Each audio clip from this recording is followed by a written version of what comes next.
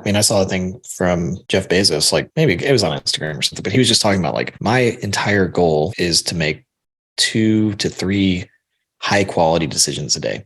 Now, granted, he's the Mm-hmm. CEO, like he's not in the weeds of his business anymore, but you start to kind of get to that point in your business, like as you hire people and you start to manage other people, and then things start to kind of happen without you. But you have to be the person that like ultimately makes the big decisions about what you're doing. So I've been trying to I think that goes into what you're saying, like having some space and like really thinking through decisions before you make them.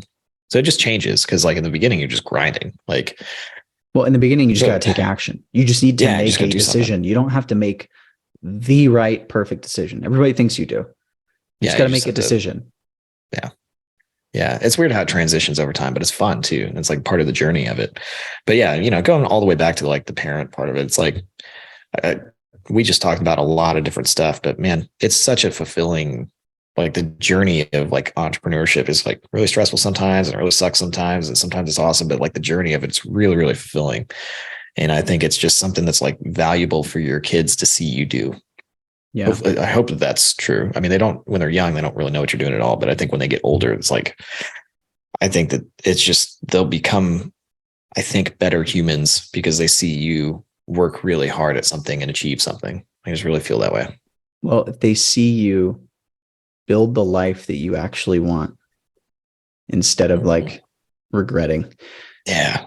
I've been talking with this coach and really helping him kind of dial in his niche, his message, and everything. And one of the big thing, like he said, like the big thing he always hears people is like, oh, I feel stuck. I feel stuck.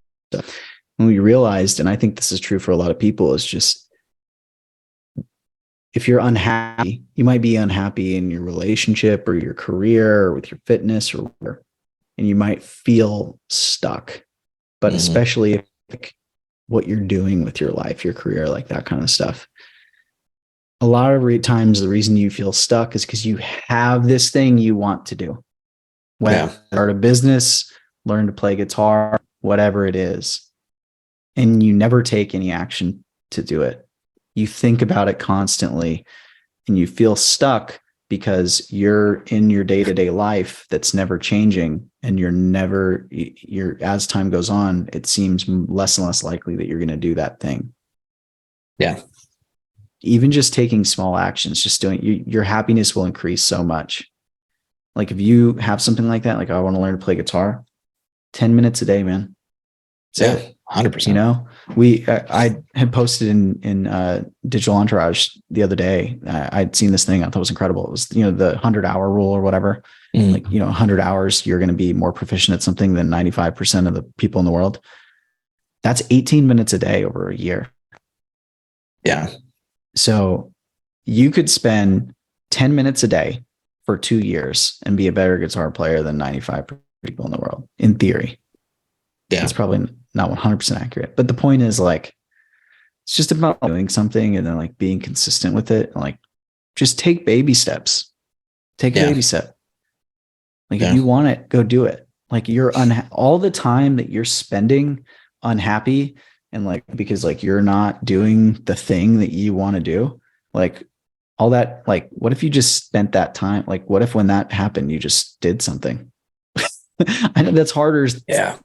harder to do than, I mean, it sounds so easy, but like, we spend so much time in life like dwelling on the things that we aren't doing or that we want to do or like whatever. Like if you're unhappy with what you see in the mirror, you're unhappy with what you see on the scale, like cool, stop stressing about it. Mm. Take a baby step, start walking, Yeah. you know, just eliminate one thing, stop drinking calories, you know, I Yeah. don't know, whatever it is, just like small, Yeah. It's small true. little changes have a huge impact. Yeah. I agree. Yeah. Totally agree. Something we can probably end on this. The Bezos thing. I saw a Yeah. video with Bezos talking about, he was talking about work-life balance. He's like, I hate that. Why would you try to balance it? Like if you have a family you love and you have a career you love, like why would you try to balance it? You just have to harmonize it.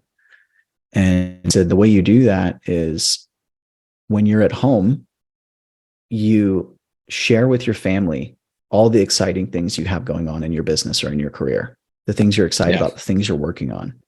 So that way, when you're working on that big project, you have to work late hours that one day or work that one weekend.